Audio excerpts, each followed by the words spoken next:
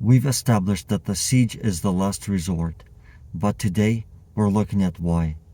In this lesson, Sun Tzu pulls back the curtain on the sheer logistical nightmare of siege warfare.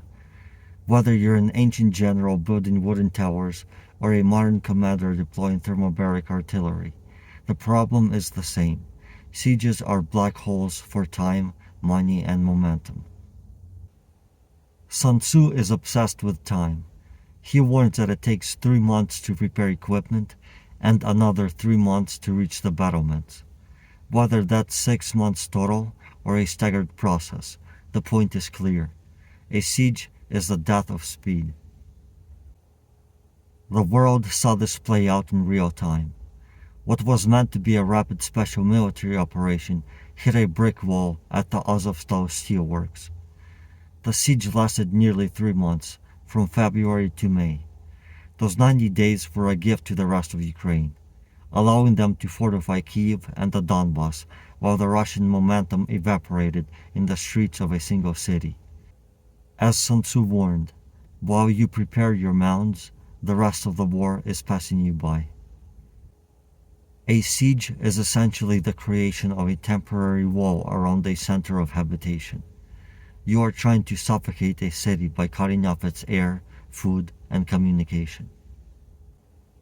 In modern terms, this movable wall isn't just troops, it's an electronic and physical blockade. In Ukraine, we've seen the Russian forces attempt to encircle cities like Chernihiv and Sumy early on. They used a wall of artillery and checkpoints to tighten the noose. But Sun Tzu's warning remains. Every mile you move that wall closer, the more resources you need to hold it. You aren't just attacking. You are now responsible for maintaining a massive static perimeter. This lesson lists the shopping list for a siege. Movable walls, shields, towers, and earthworks. In the ancient world, it was ladders and mining apparatus. Today, it's drones, trench systems, and specialized breaching vehicles. These aren't just tools, they are a drain. You need a massive workforce to build and maintain them. To protect your soldiers from the enemy firing out at you, you have to build your own defensive earthworks, trenches, mounds, and camp walls. While technically a defensive line, the massive networks of trenches and dragon's teeth seen in southern Ukraine reflects this earthwork philosophy. It takes an incredible amount of engineering and time to build these structures. When a military is forced into this kind of stationary warfare, they are no longer an army of maneuver. They are a construction crew under fire.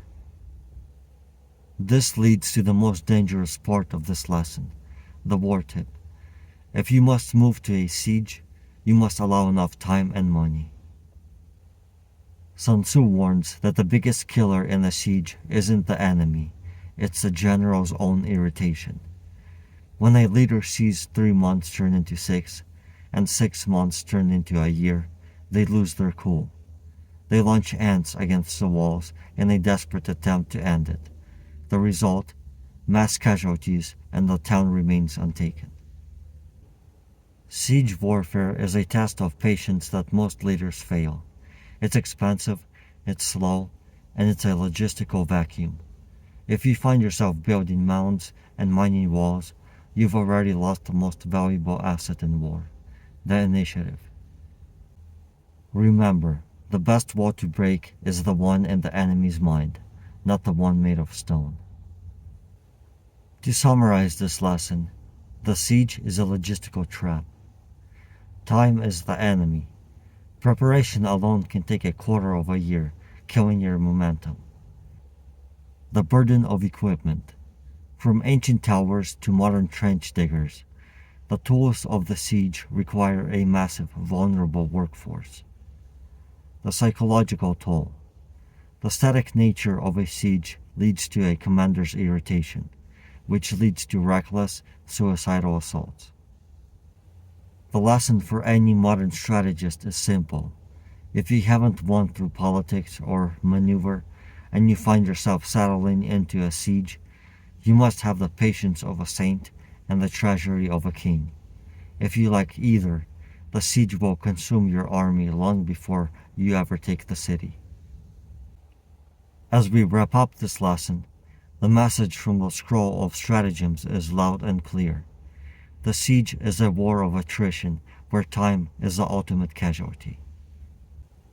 Sun Tzu isn't just complaining about the difficulty of the task, he is warning us about the opportunity cost. Every day spent building earthworks around a city like Mariupol or digging trenches in the Donbas is a day your army is stagnant, your treasury is bleeding, and your enemy is adapting. Let's recap the heavy toll of the siege. The time sink. Whether it's 3 months or 6, the slow war gives the world time to react and the enemy time to reinforce. The logistical weight. The sheer amount of equipment, from movable walls to modern breaching tech, requires a secondary army of engineers just to maintain the stalemate. The human cost. When strategy is replaced by irritation, soldiers are treated like swarming ants. A city taken at the cost of your own army's soul is no victory at all. In the modern age, we see that the walls may have changed from stone to concrete and electronic signals, but the trap remains the same. If you cannot bypass the fortress, you are at the mercy of the calendar. The ultimate war tip for the leader. Only settle into a siege if you have the resources to outlast the seasons and the discipline to keep your temper. Otherwise, you aren't besieging the enemy. The siege is besieging you.